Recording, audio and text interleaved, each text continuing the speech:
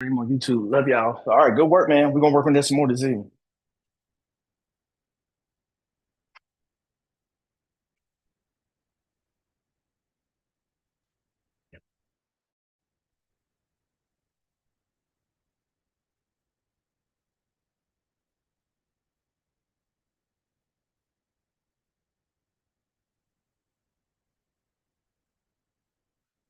Mm. You did yes. You didn't get to Jason? Oh, okay.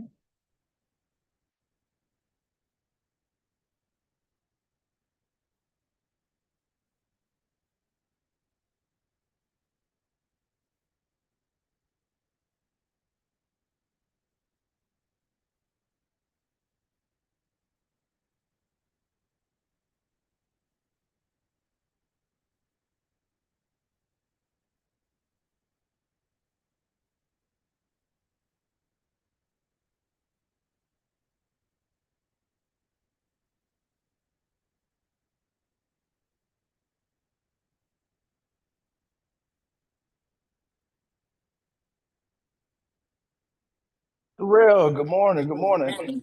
Hey, good morning, Johnny. I'm glad I'm finally able to make one of these. Yeah, good. It's great to have you. Great to have you. Hey, man, I'm excited to be here. Most definitely. Good morning, Jay. How are you? Christine. Good morning. Good morning. Good morning. How's everybody doing? Hi, good morning. Definitely doing well. Doing well. It's a blessing for sure. So, how was last week for everybody? Any success stories? Any highs? Any new deals? Any underwriting done? Offers made? Not for me. Still looking for deals. Okay, okay. I am Hey. trying to explore on-market deals on multifamily.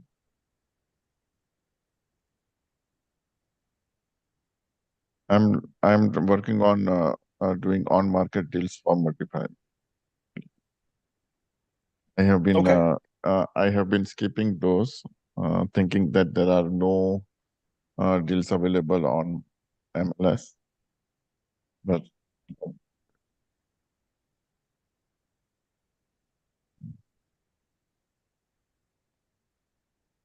Yeah, one of the things that I found with doing deals on the MLS that you have to definitely be consistent and persistent. It's a little bit more nuance on the multifamily side with doing MLS listings. You can't move as fast as as I've seen, at least in my experience, with as you can on single family, where you can make a phone call, single family. You can look at pictures, understand the renovation, and then boom, you can get on the contract same day. With multifamily, there's a complete full due diligence underwriting process that you have to go through. A lot of times, you have to put a model together. You're dependent on really getting receiving information, a lot of documents, financial documents from the seller in order for you to do a full due diligence before you're at a point where you can submit an LOI, you can put a formal offer in. But I have found that, especially when you're looking at like fixer uppers, that there's a certain price, and if once you know your price per square foot, and you can see how big the home is and what needs to be done, that you can move fairly quickly um, on the single family side, kind of 4 units and below.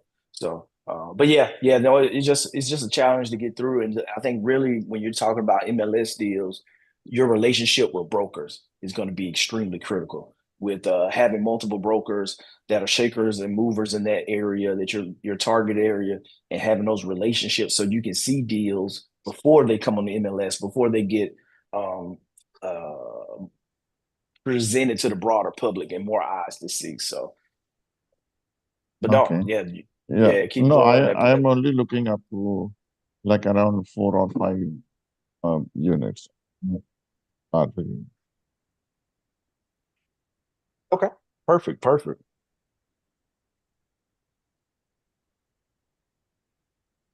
Well, yeah, no, I think one of the big highs for me was really getting back in the groove after spring break last week. But we've had finally got our commitment from the credit union to refinance our 84 units down in Montgomery. So I'm extremely excited about that. We met with the bank yesterday and moving forward with that. Now we just got to figure out whether or not they need a survey to get the title commitments from the title company and working through that piece. And yeah, so we should be here closing within preferably the next week. So extremely excited about that.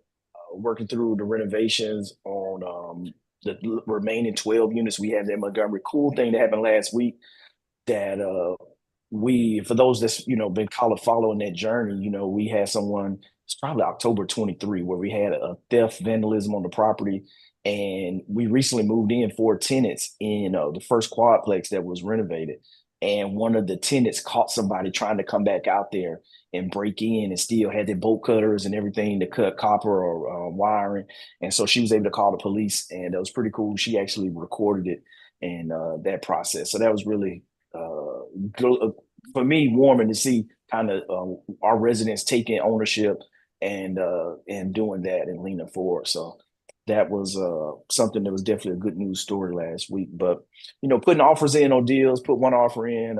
Hopefully we'll have the contract this week and partnering up on a deal in Augusta, Georgia to close on early May on a single family fix and flip there. So things are moving. There's opportunities out there. Like Jay said, we just got to keep looking, putting offers in and finding the right deal for us and taking action.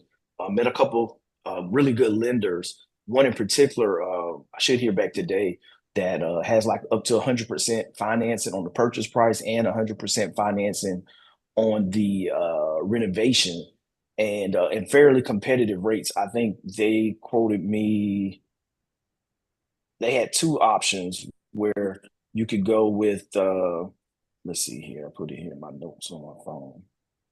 It was one was 11% and I think it was 11% and no points at closing, and the other was 9.5% with 1 point upfront at closing with like an 8 to 10 month term. So very competitive with that lender. So definitely reach out to me. I can share more with them and we'll see what they come back with the final approval. And they can close in fast as 5 days. So that was one of the things, no appraisals needed. Once they kind of underwrite it internally and you're approved, that they can move within like a 5 day window. It's kind of the fastest they say they can move if title is ready to close. But having someone on your team that can move that fast, you got your pre-approval letter, you can submit with your offer.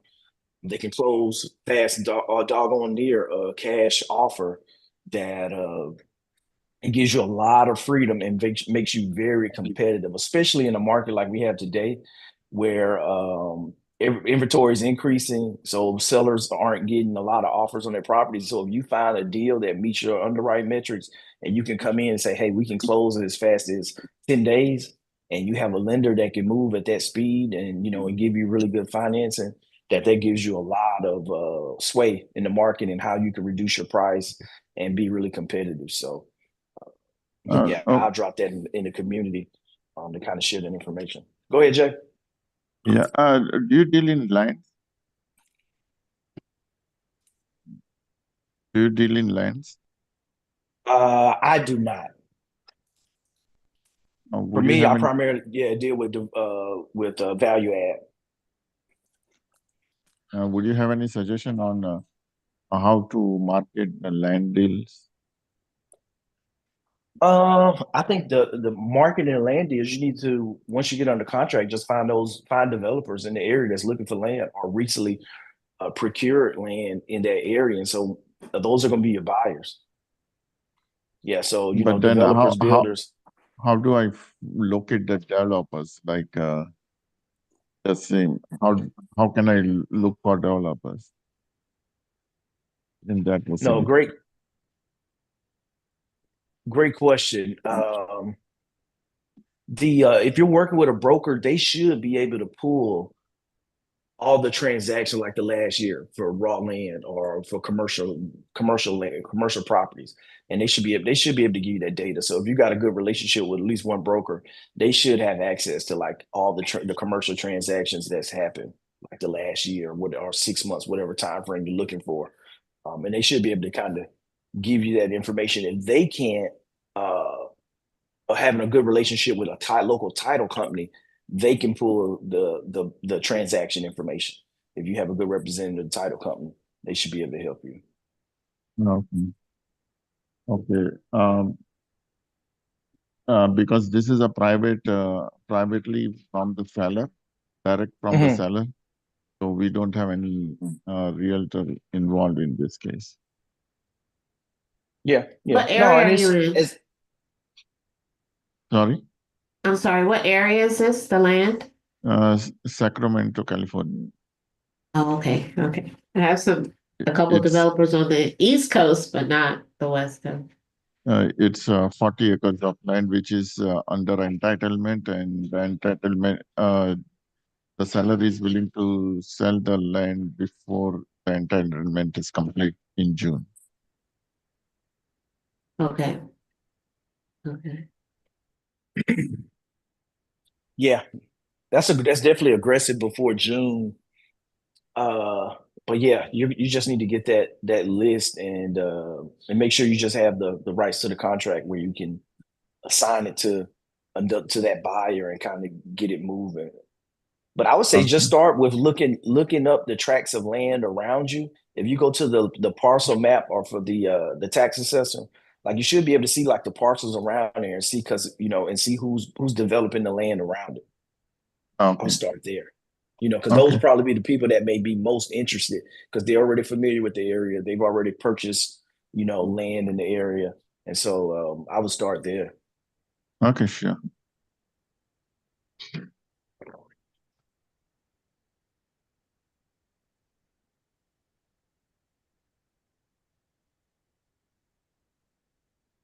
Well, awesome. What else is going on? No highs, no offers from last week. Any challenges that anyone's working through? I'm just working where to find deals, Johnny. I've looked on Zillow, even looked on LoopNet, uh, seen some stuff out there, but being familiar with the areas was not in what I would call good places. I mean, it was more like in D and F type places where, Mm. yeah, where you got to be ready to fight if you're gonna go in there. So that I guess that's my main challenge is finding deals, looking for C and up. Uh, And you're looking and are you because you're looking single family as well too. I'll share with you kind of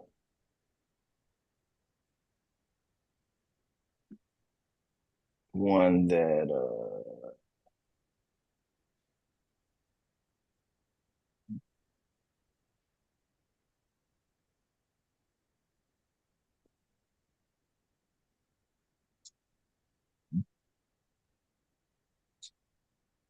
and so one of the things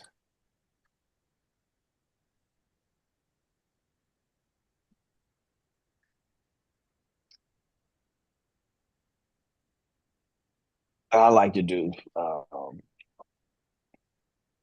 is once I know my zip codes, right, I'll go in to the area and like I'm a East Montgomery type of guy. For me, right, the yeah, same thing you're looking at. Like, hey, I know where to go and I know where to stay away from. And so, my daily search pattern, if you will, I zoom in and kind of focus in that area and just see what's there. And you can kind of set your parameters how you want to. Um, okay, and for me, it's like, okay, if I'm in that area, if I'm doing a flip, I know I want to get something under 100K. So I want to see whatever I can that's under 100K. And then that clears some things up. And then now I just go we see where most of kind of this area here that's a little rougher, right, yeah, kind of south, not all the way south, but kind of south of the downtown area right in there. You got some pockets that's trying to make some change, but kind of going up here to east side of the city. Now I kind of look at like, okay, what's going on here? I got a few $100,000 houses out here. Like, oh, I see some here, 55,000. What's that? Or, looking here, if something pops up that's in the area that seems kind of out of place, it's like, okay, if everything's for sale is over here over 100K, then like, okay, well, let me look at this. What is this a deal? Is this an opportunity? And I think I may have too many windows open. My computer's dragging. But I know over here, as you get north of Atlanta Highway and in further east, that hey, if I can get anything, houses over there are gonna easily sell, $100 a square foot. So Sure. now if I can find something over there, $45, $50 a square foot that's listed on the market, like, okay, that's potentially a deal. If I can get in and out for $35, $40 a square foot on my renovation without putting a roof on, which most of the time I'm gonna put a roof on. So I'm gonna be somewhere, my cost probably about 40K, 40 to 50K on 1,100 square foot home. That now I can look, if I find something over here that's in the 50s, 60s here in East Montgomery, it's like, okay, that intrigues me. I can look a little bit deeper. And then you may have some pockets here. On like in Montgomery, I just where the average house price is of like the major metro areas. Montgomery's got the lowest sales price between Mobile, Montgomery, Birmingham, and Huntsville. So if you're looking to flip, you're gonna have to. It's gonna take longer to sell in Montgomery for Right. 160 or anything above 160K. It's gonna take a little bit longer to sell potentially, but you got to have that in your calculus. Sure. But like this one here, 39K. See what this is. Okay, that's just a lot. Like, okay, well, I'm not developing, so that didn't really help me. Um, but you can just start kind of going in and looking around here, something 50K close to Gunner. What's that? Okay, that's a lot. Okay, and and then really that once you get here in Montgomery, Coliseum Boulevard, where the apartment complexes are, it's kind of that line in the sand, if you will, on where 36109 kind of stops here along this road. This zip code here stops, and then Right. everything over here kind of starts going. Look, gets a little bit rough on this side. Right. Once you kind of start going past this community here and closer to the Civic Center or closer to the Coliseum, Right. and going back towards downtown, it's a little bit more sketchy on that side. But yeah, in that Capitol Heights area here. Yeah. So, Yeah. but that's kind of how I approach it. And you see here, you got the lower price homes and things like that. It's a balance in that. It's a balance in that. Some of those areas are close on the fringe of doing pretty well, but you got some it's just rough neighborhoods, unfortunately. And it takes the right person to come in and invest in those areas. Sure. Because like you said, it's a fight going in there. And Yeah. the biggest thing was like once you get that first rental online with your property manager, and I in that area, I stand by 100% Partners Realty. They're a great partner. They're well connected when it comes to contractors, everything in the area. And so and they have a wealth of information because they manage well over 600 units across the middle Alabama area. And so now your property manager on your team, like you don't even have to guess. Like, hey, what do you think about this area? They're like, nope, we won't even manage over there.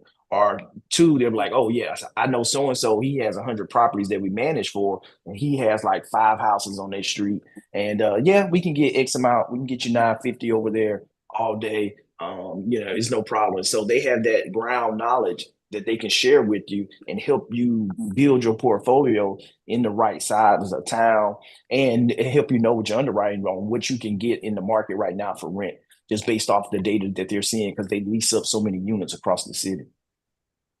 Thanks, Johnny. That helps a lot. Thank you. Yeah, no, most definitely.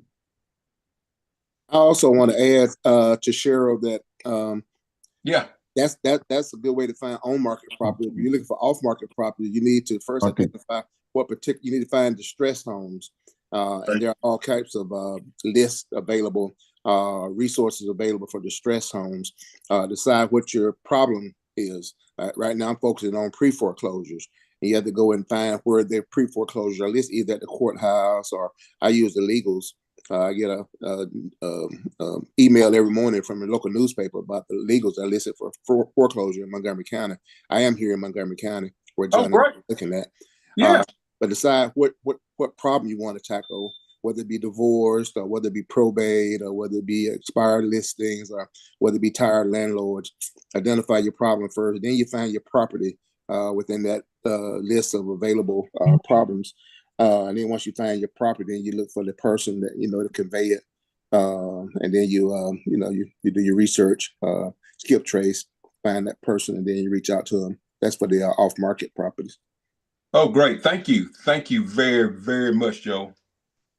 Yeah, no, most definitely. I need to get you two connected too, Joe, because Yeah. Sherelle has a lot of time on he has time on his hand that wants to get his hands dirty. And I know you kind of pressed for time on your side, but you got deals coming in and things. So I think, you guys maybe put something together there since you're both based there in Montgomery.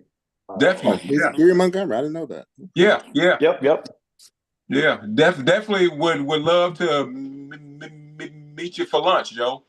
Okay, I'm gonna put my number in the chat. Oh, great. Thank you. Yep,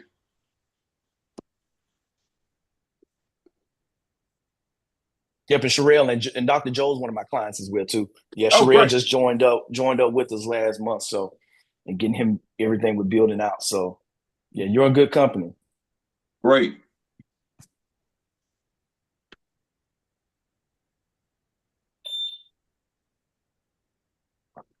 Good morning, Sean. How's everything going on your end, man? Good. We last week we put a 230 unit apartment complex under contract, and so this week we're starting all the inspections and stuff. Okay. Awesome. What's the business plan for this one? This one it's a C plus property in a neighborhood. Tell me more. It actually it's a great property. It sits right on a golf course, but the previous landlord, he self-managed, and he's got thousands of doors in this town, and he's known as the local slumlord. Uh-oh. That's opportunity though. Exactly. That's money signs in my eyes. Right. And so rents are about 300 to 350 below market value. And just a lot of little repairs, like there's quite a few decks that are rotten and falling off. Quick easy fixes and repairs, quick easy value adds there. Okay. No, that definitely sounds like it has some opportunity. What's the age of the property? One property, it's actually 4 separate properties all together that sit right next to each other. One property was 67, one's 72, one's 81, and the other's 83. Okay.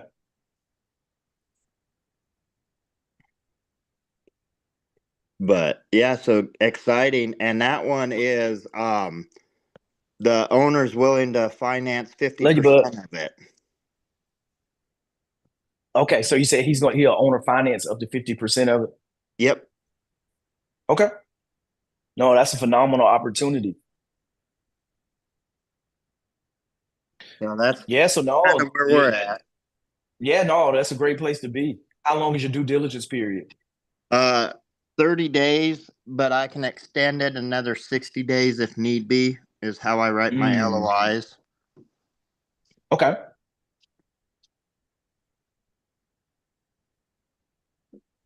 Most definitely. Is there anything you need right now that to kind of close any gaps? Not really, not at the moment. I'm getting ready I just got a property come across my desk last night late. We're looking it'd be a perfect opportunity for a dude ranch. Okay. So that's kind of changing gears a little from the multifamily that I thought I was going down, but you know the Lord's always got a he's always got a trick up his sleeve, seems like. Oh yeah. Oh yeah. But other than that, yeah, we're doing good and just trucking along. We got a month or so ago. It's been a while since I've been on. A month or so ago, we finally closed on that our very first multifamily I had under contract there in Manhattan, that 24 unit. We finally got our investors together and got that one closed. Oh, congratulations. Yeah, no, I know it's been a minute. I figured you were working. That's why I hadn't seen you. Yeah, and I forget. I forget about I get busy and I forget about this. Yep, no, most definitely. We're going to have to get you to come back in a couple of weeks after you guys wrap up due diligence and share that 24 unit property Yeah. and walk everybody through that deal. Because I think that'll definitely be motivating, and just sharing that process that you went to, and kind of showing up people how it's done. Okay. Yeah, we can plan on that.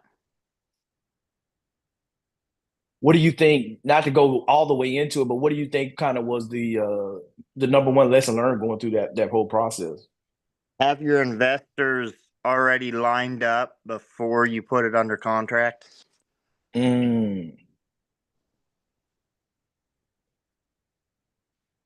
No, that's a good one. That's a good one. And yeah, going through that process that just ended up raising a little bit over 750,000 in the last 3 weeks as we're going through the refinance, bringing in the capital to phase for the recapitalization for the next phase of renovations for like the 27 units, and then our LTV, our appraisal came in at 6.2 million, but the bank would only give us 64% of that, so we ended up getting only a $4 million loan, and we had a total debt of 4.32 million, and so had to bring some additional capital to close and set aside some reserves for the remaining renovations and do that. But like you said, you got to have those reserves in place with the investors so you can move quickly and have those relationships in place. So Yep. 100%, you're right. Yep. We got it done, but there was a few nights where I didn't sleep. I was stressed out. And the way I wrote my LOIs, the way I write my LOIs is I have a 30-day due diligence period and I'm able to extend it out. They agree that I can extend it out if need be, if I provide written proof or written if I provide written uh, letter, they I can extend it out. And then after my due diligence period closes, I have a 30-day period where I find my financing, and if I need to, I can extend it out another 60 days as well. So Okay. the way I write my LOIs, I can actually extend my due diligence and my finance period out. I could extend it out to 6 months if need be. Yeah. Yeah. No, most definitely. You mind sharing that letter with me? That sounds definitely like a best practice. Yeah, I can email that over to you. Yep, no, that's great. And that's the thing. And I literally was just talking about early in this call about just the differences with single family, multifamily, with the due diligence and the steps you have to go through before you can get the property under contract, that you just can't move with speed just because of the due diligence that you have to do with the Oh yeah. larger multifamily properties. Yeah, and I actually jumped on right as you were talking about that, and I want to agree that you said the relationships between the brokers, those are key, and that actually this Dude Ranch property came across my Hmm. desk. One broker that I work with, I actually talk to him about 3 times a week, and all he's ever sent me before are just junk on market deals, and this one is actually an off market, and I'm the first one to see it. Nice. So yeah, those Yeah. relationships, you have to nurture those relationships, and you have to make it a personal relationship. Find some common ground and make it a personal relationship. Yep, you do. You do. And just having one relationship, like you have no idea the power that, like, even like we were talking about, like with pre-foreclosures, like Dr. Joel was talking about, that if you can find one or two attorneys that's working foreclosures in the area, now you become their go-to guy, or they recommend you, or for as the bankruptcy attorneys, that they have clients that come to them to file bankruptcy to stop foreclosure. And now you can help people liquidate, sell their homes, and kind of go through that process that are probate, working with probate attorneys, things like that, where you can build relationships. And now you're getting a warm referral from a professional to this individual that you can help them sell their house and help them get out of the situation that they're in. That Yep. this money in that, and that's zero marketing costs, and like that, just having those relationships. So Exactly. Yeah, I had a foreclosure come across my desk yesterday, and I'm trying to get out of the single family. I'm really busy with the multifamily. And so I sent it to actually a fellow investor that I've met through a different mentorship program. And she mhm. asked, I said it came from a realtor, my realtor, and she asked if it was the realtor in this town. And I said, no, no, no, no. You don't understand. I work with 17 different realtor and brokers. Mhm. Yep, that's it. That's it. It's a numbers game. Yep. That means you got 17 people that know what you're buying, know what you're looking for, that know you personally, that's Yep. out there. Their success is tied to you being successful and getting your next deal. And that's how you Exactly. win. Everybody Ex- wins. Exactly. And that's how, every investor's different. And I've had this conversation. We actually have a big investment group, Facebook group here in Kansas City where I'm at. And Mhm. I actually run on Saturday mornings. I run an accountability group Zoom meeting. Okay. And on there we were talking about it, and one guy, he was wanting to get his realtor's license so he could see deals first. And I told him, I said, yeah, that's all great, and that's great, that's the route you want to go. I said, if that's the way you want to go, don't let me discourage you, but in my opinion, it's cheaper for me to pay the commissions and not tie up my time looking for deals when I got deals just coming in, and I can use my time to underwrite them and look at them instead of finding them. And so you just got to pick your niche and what you want to do.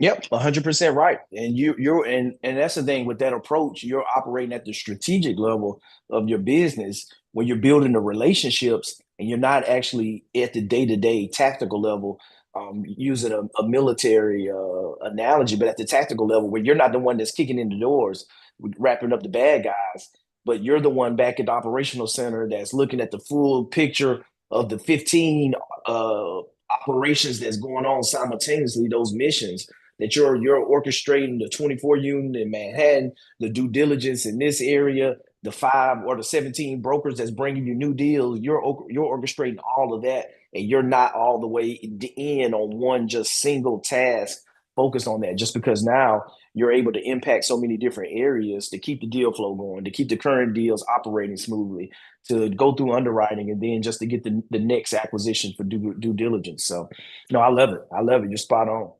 Right.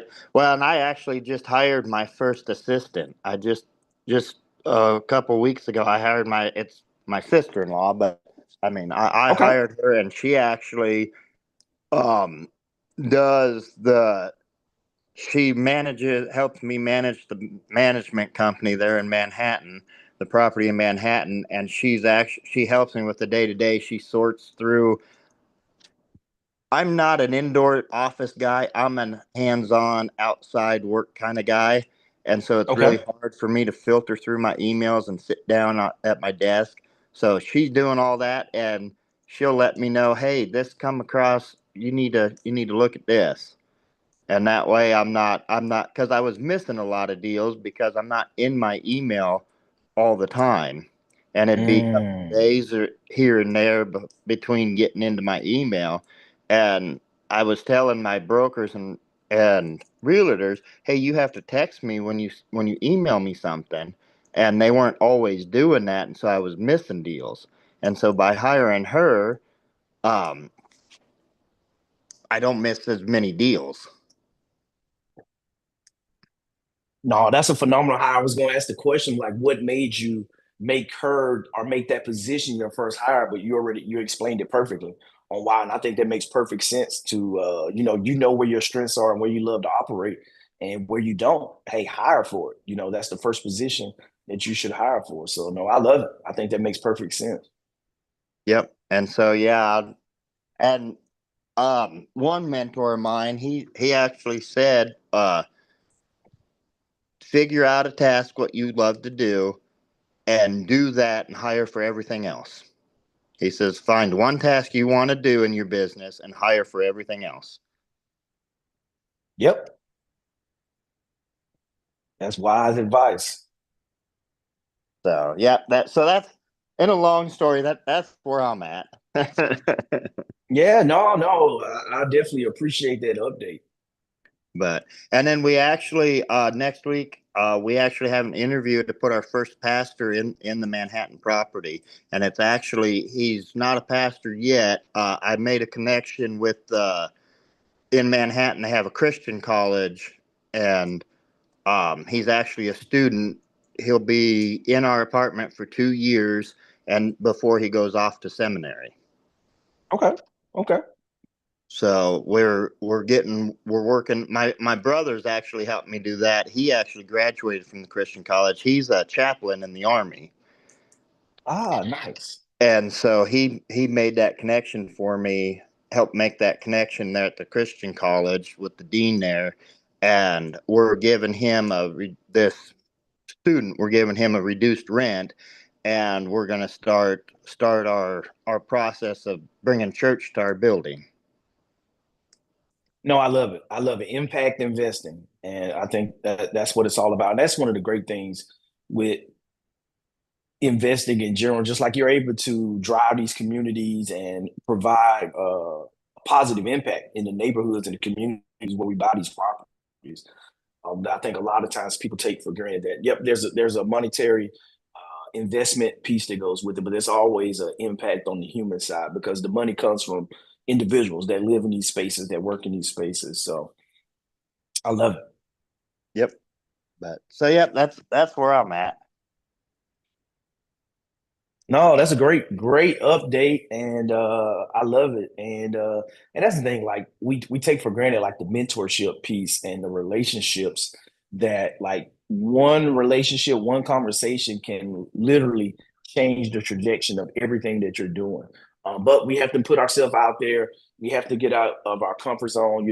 My wife still doesn't believe that I'm actually an introvert, but the thing is that you just have to understand where your goal is and know that everything that you want right now in life, that is somebody that you don't know that has it.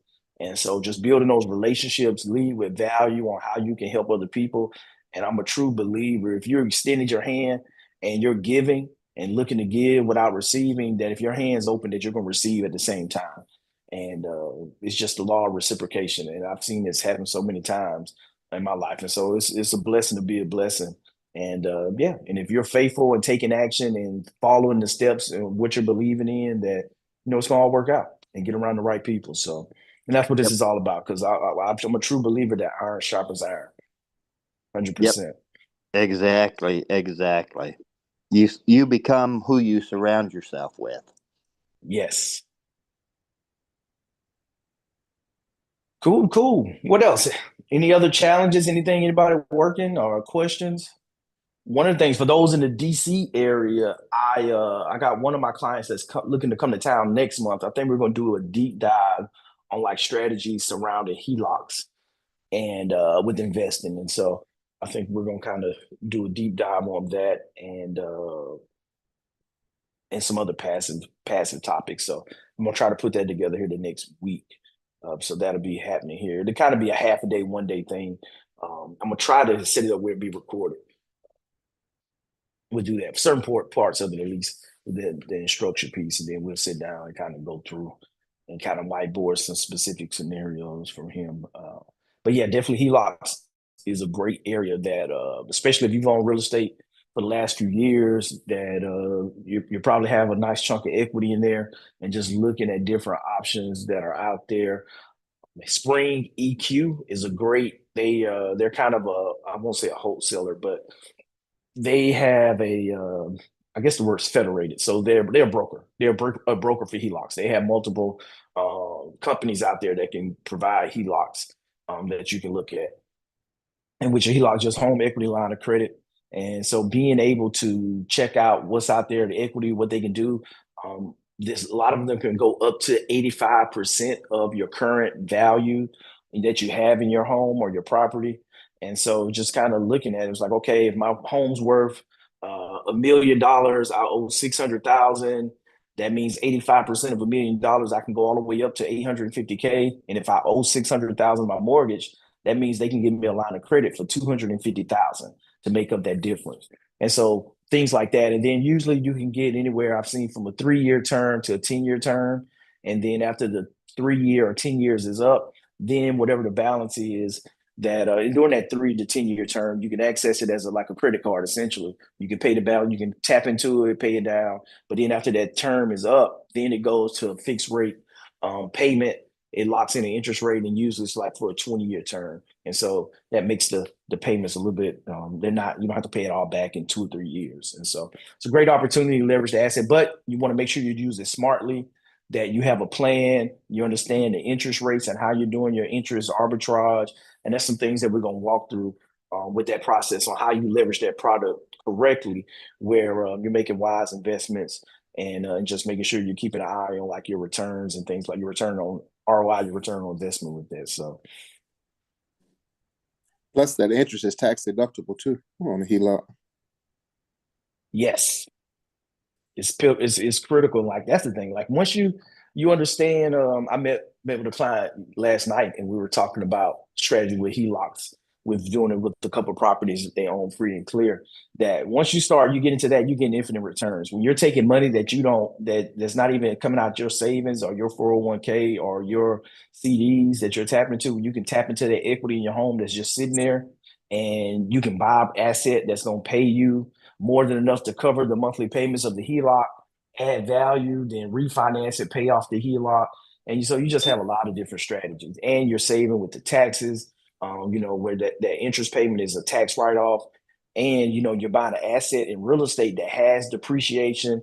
If you're buying a commercial building that I think they're close, with, we'll see here in the next few months with extending the 2017 tax changes. If they extend those, they're going to bring back 100% bonus depreciation on commercial real estate. So if you take money from your home equity line of credit, you're paying the interest that you pay each month is a tax write-off. You buy a commercial building, 5 units or more, and now you put that as a down payment. So you're writing off the money on you don't have to pay taxes on the money you put for the down payment.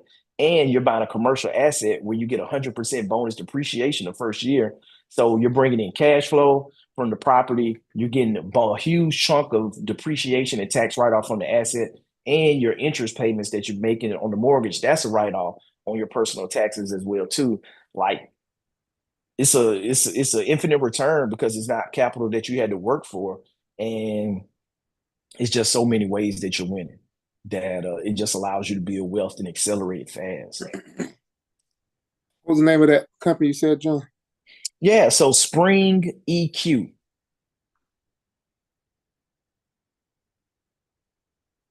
And usually with most of them, the minimum they want you to have is a 680 credit score. Pentagon Federal Credit Union, PenFed, they're another one. If you qualify as like a veteran or have a family member that can do like Sherelle, or like I'm not sure, like with federal employees may be able to come in. Like they have, I think they're a little nuanced, that they have a little flexibility with who they allow to be members. But PenFed is a good one, as well as Navy Fed as well too. And your local credit unions. Always out, like your local credit unions, I can't say that enough, are always a great resource for any banking that you're looking to do. Go talk to that local banker because they have a lot of flexibility, and they're relationship based. We're talking about relationships, but having those relationships, they can make decisions. A lot of the board, they go in, it's a board. And if you have a good relationship with the business development guy or gal, and they go in there, and these guys, they meet with the CFO, CEO of the credit union, and on your behalf. And so once they go in and say, hey, yep, I think we should approve this loan, and now it's a committee vote, 5 or 6 other people that say, yep, we approve the loan, and it's just that simple. And so I think there's a lot of opportunity where I was able to get a HELOC on a apartment complex in Florida just by hey, I called up. I was like, yep, it's been a couple years since we refinanced. I'm like, I know the property value is going up. Can you get me a 150K line of credit on it? And it's a company like, yeah, fill out the application, we pull your credit and send me over the rent roll and last year's taxes. And 2.5 weeks later, had the line of credit approved. So it's just that, but it's all relationship based. And so I encourage you to make those relationships on the broker side, but yeah, definitely on the lending banking side. Sean talked about it, having those investors in place for your multifamily deals, but also the lending institutions is just as important as well too, on that front. Cool. That brings us to 8:45. Anything else? As we wrap up, I'm gonna go put my uniform on and head in the office. My last day working for the Air Force will be May 9th. Super excited about that. That's right around the corner. Then from there, I'll be doing a 100-day internship with Stringline Capital Group and supporting them with their private equity firm that's buying apartment complexes in Salt Lake City. And so extremely excited about that. And thanks, Sherelle. Thank you. Pleasure to serve. But now I've been serving. My wife and I started our fix and flip company June of 2015 was when we bought our first fix and flip here in the DC area.